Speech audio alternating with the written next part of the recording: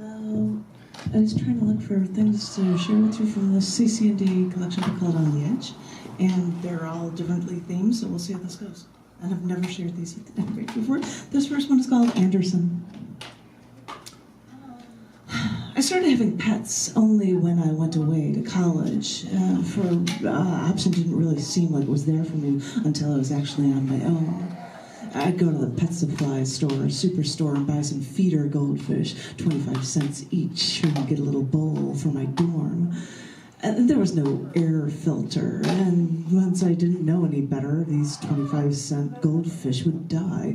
So I started to name them after ex-boyfriends, so I wouldn't feel so bad when I'd flush them down the toilet.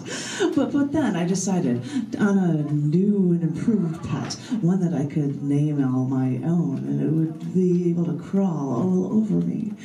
So I got this little salamander.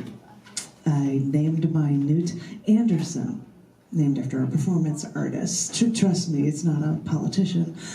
So Anderson sat in this goldfish bowl, crawling around to eat some shrimp pellets that I would drop in for food, and I'd bring Anderson out to crawl up my arm. And I felt like I had started actually to accomplish something. This was my first pet, Anderson, and I had him all these years until I went home for one summer. That summer, I traveled around the country, so I told my sister that all she had to do was drop some food pellets in once every few days, so Anderson would have food. So after my trip to Arizona, where it was so hot I could literally smell my flesh burn, my sister told me that Anderson was missing. She didn't take Anderson out of the bowl. Anderson couldn't crawl out, but Anderson escaped. I wonder if she let this happen because she didn't want to take care of a nude, but really, it wasn't hard work.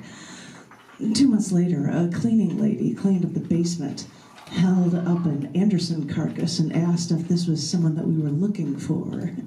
That's when I realized I got out of this place, and my little Anderson was trying to do the same. I know, it's just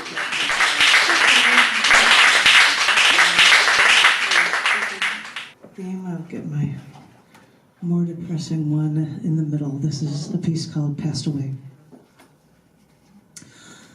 You didn't pass away. Passing away is gradual for those who see a light at the end of the tunnel, for those who know their time has come. But when you were living and vibrant, you didn't pass away.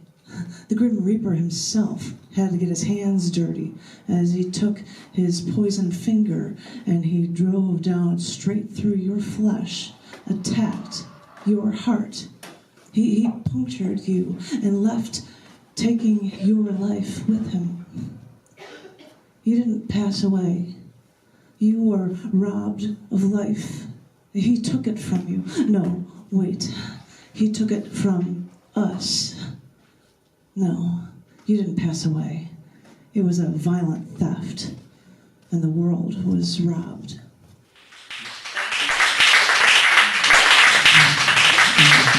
This one I like, and I hope you do too. It's called Depth of Field.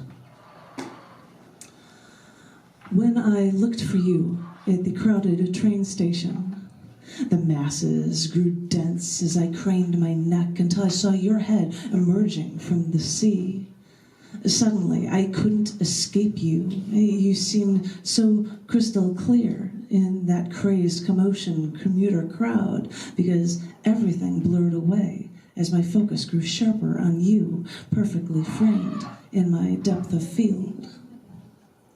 To this day, when I see you outside coming toward me, I first see you at a distance, but when I see you, it seems that everything around you comes sharply into focus, and everything else in the world fades into the background.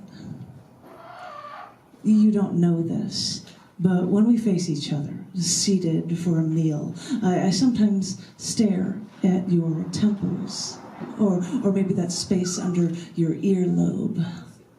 I just look.